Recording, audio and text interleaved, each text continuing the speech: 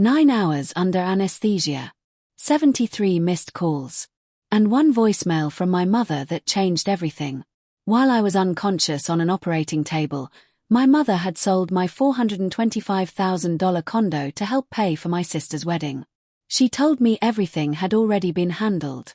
What she didn't know was that I had revoked the legal authority she once had over my finances. And when I discovered the exact minute they claimed I had signed the deed, I realized they had made one mistake that could bring their entire plan crashing down. My name is Maureen Sutton, and I'm a surgical nurse. I bought that condo after returning from 2 army deployments and spent 6 years paying it down. Every payment represented long shifts, sacrifices, and years of putting myself last. It wasn't just a building. It was the first thing in my life that belonged completely to me. Months before my surgery, my mother asked if I would borrow against the condo to help my younger sister Brooke pay for her wedding. I refused. Her reaction immediately made me suspicious. That's when I remembered an old power of attorney I'd signed before a deployment years earlier. 2 days before my surgery, I revoked it in writing and gave my mother a copy. I thought I had protected myself. Then I woke up. My throat was raw. My back was locked in a brace. And my phone showed 73 missed calls. Then I heard my mother's voicemail. She calmly told me they had sold my condo for $425,000 while I was unconscious and that the money was already being used for Brooke's wedding.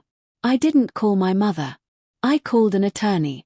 Lewis Brennan immediately told me to collect every document and say as little as possible to my family. Within days, he found the recorded deed. The buyer was Roy Maddox, my mother's longtime business partner. The condo was worth around $425,000.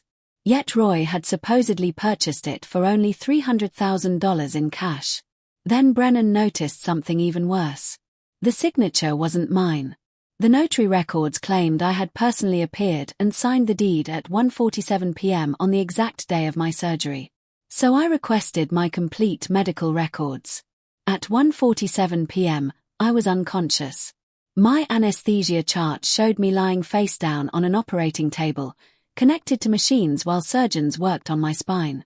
My vital signs were documented at that exact time.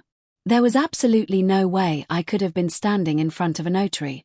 But Brennan still needed proof that my mother had no authority to sell the condo. The original revocation was locked inside the home I no longer controlled. Then I remembered my army habit of scanning important documents.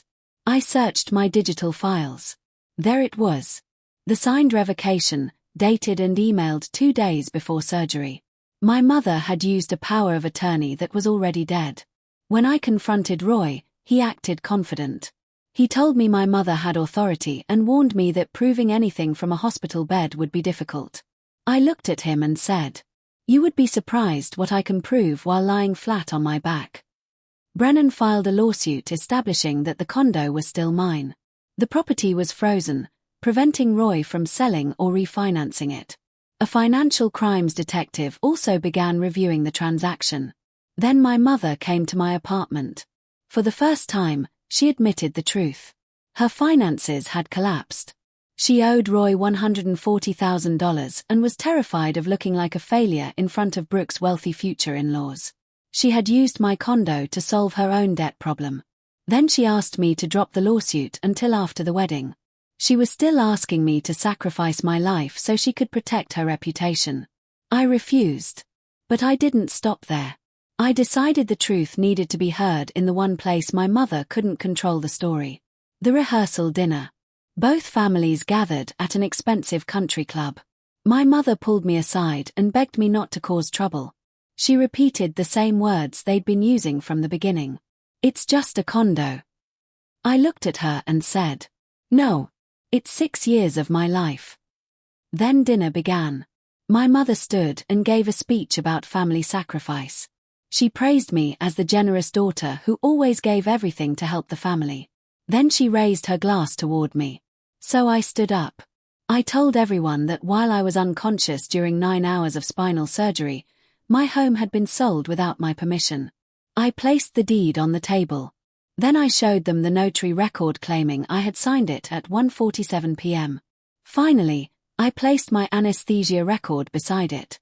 At 1:47, I was unconscious on an operating table. The room went silent. Then I placed down the revocation. 2 days before the sale, I had legally cancelled my mother's authority.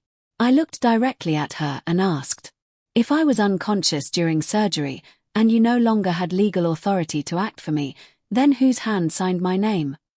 My mother exploded. She accused me of humiliating the family. My father began defending her, while Brooke sat frozen in shock. But the documents were stronger than their excuses. Then Brooke stood. She admitted she had never known the truth. Our parents had told her I wanted to help pay for her wedding. She looked at me with tears in her eyes and apologized. It didn't erase what happened. But it was the first honest thing anyone in my family had said. I left without screaming or begging anyone to understand. The evidence did the talking. Months later, the court declared the deed void and the condo returned to my name. The title company faced consequences. Roy had to answer questions about the suspicious purchase, and my mother had to explain why she used a power of attorney that had already been revoked. The wedding was postponed. Brooke and I slowly began rebuilding our relationship. My parents and I became distant. And I stopped being the person everyone could use whenever they needed money or another sacrifice. Eventually, I returned to work. Every time I watch an anesthesiologist start the clock before surgery, I remember what happened. The medical records created to protect patients became the evidence that saved my home. My family thought they had chosen the perfect moment to take everything from me. I was unconscious. I couldn't walk. I could barely lift my arm. They thought that meant I was powerless. They were wrong. They forgot that being helpless for 9 hours isn't the same as being powerless forever. They stole my signature but forgot the timestamp. They stole my home but forgot the documents. And they forgot something even more important. They had spent years calling me the strong one. They just never imagined that one day, the strong one would stop carrying them. They expected me to wake up, forgive them, and pay for their mistakes. Instead, I woke up with 73 missed calls, found the truth, and took my life back one document at a time.